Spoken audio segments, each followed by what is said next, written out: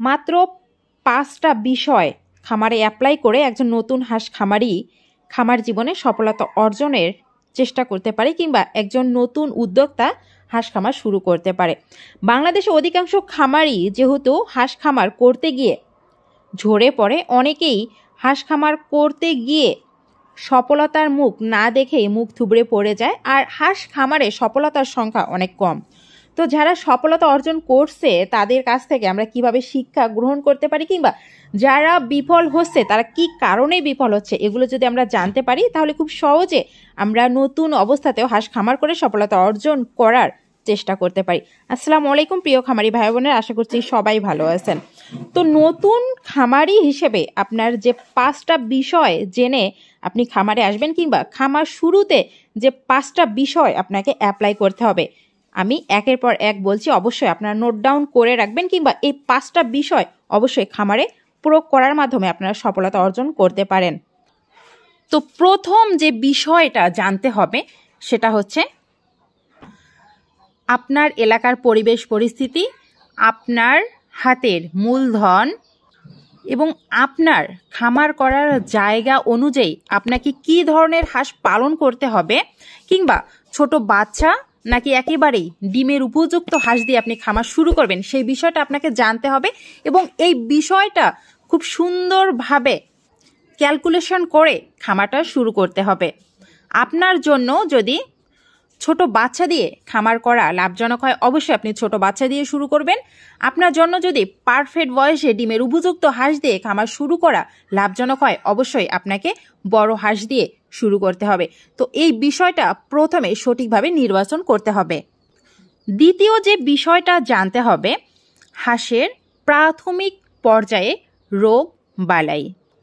হাঁসের মূলত কি কি রোগ হয় এবং প্রাথমিক স্টেপগুলো আপনি কিভাবে মোকাবেলা করবেন এবং কোন রোগের প্রাথমিক কোন চিকিৎসা হতে পারে এবং হাঁসগুলোকে সুস্থ স্বাভাবিক রাখার জন্য খামারটা কিভাবে আপনি ধরে রাখবেন কিংবা খামারটা কিভাবে পরিচালিত করবেন সেটা আপনাকে জানতে হবে এবং খামারে অবশ্যই অ্যাপ্লাই করতে হবে। তৃতীয় নম্বরে হচ্ছে হাঁসের খাদ্য। হাঁসের খাদ্য অত্যন্ত গুরুত্বপূর্ণ ভূমিকা পালন করে হাঁস খামারে লাভবান হওয়ার মুখ্য হাতিয়ার হিসেবে। আপনি ছোট বাচ্চা দিয়ে শুরু করতে পারেন, আপনি বড় হাঁস দিয়ে শুরু করতে পারেন। দুটো হাঁসের কিংবা দুটো জাতের দুটো বয়সের হাঁসের পালন পদ্ধতি আলাদা হলেও আপনাকে জানতে হবে যে ছোট বাচ্চা দিয়ে আমি যদি শুরু করি তাহলে এই বাচ্চাটা বড় করতে কি কি খাদ্য লাগবে, কখন কত গ্রাম খাদ্য লাগবে, কিভাবে খাদ্যটা মেইনটেইন করলে সঠিক সময়ে এখান থেকে মাংস উৎপাদন করতে পারবো কিংবা বড় হাঁস দিয়ে শুরু করলে কত দিনে ডিম আসবে, ডিমে আনার জন্য কি খাবার দিব, কত বেলায় দিব, সেই খাবারে কি পরিমাণ পুষ্টিগুণ বিদ্যমান থাকতে হবে, সেই বিষয়গুলো কিন্তু আপনাকে ক্যালকুলেশন করে এবং সেই খাবার উপাদানগুলো জেনে শুনে তারপর খামারে আসতে হবে। তো চতুর্থ নম্বরে যে বিষয়টা সেটা হচ্ছে নিরাপদ বাসস্থান এবং পরিষ্কার পরিচ্ছন্ন খামার ব্যবস্থাপনা।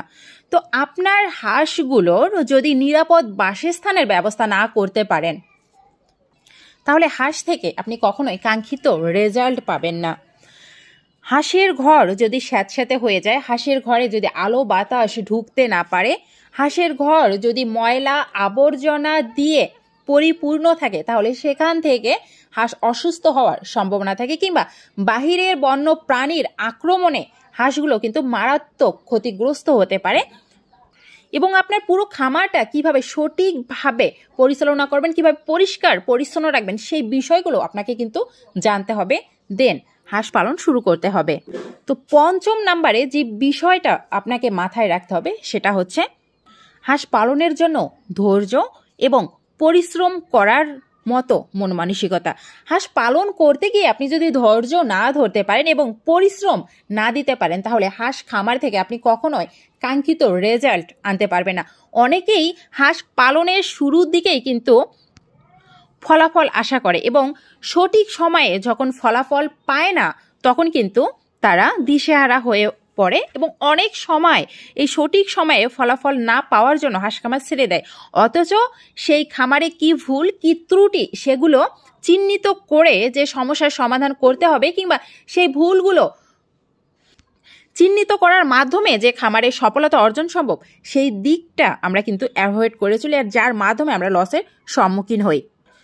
অনেকেই আছি যে পরিশ্রমের ভয়ে আমরা কিন্তু অনেক কাজ পেন্ডিং রেখে দেই, যেমন খামার পরিষ্কার, হাঁসের বাসস্থান নিয়মিত শুকনো রাখা, পরিষ্কার রাখা, হাঁসের মলগুলো নিয়মিত অপসারণ করা, সঠিক সময়ে হাঁসের খাবার দেওয়া, সঠিক সময়ে হাঁসের খামারে মেডিসিন প্রয়োগ করা, কোন হাঁসের কোন সমস্যা এটা চিহ্নিত করা। তো এই সমস্যাগুলো কিংবা এই বিষয়গুলো সঠিকভাবে আমরা যদি মেনটেন না করতে পারি তাহলে কিন্তু খামারে কোনো একটা ভুলের কারণে খামার থেকে আমরা কাঙ্ক্ষিত ফলাফল না পেয়ে লসের সম্মুখীন হই।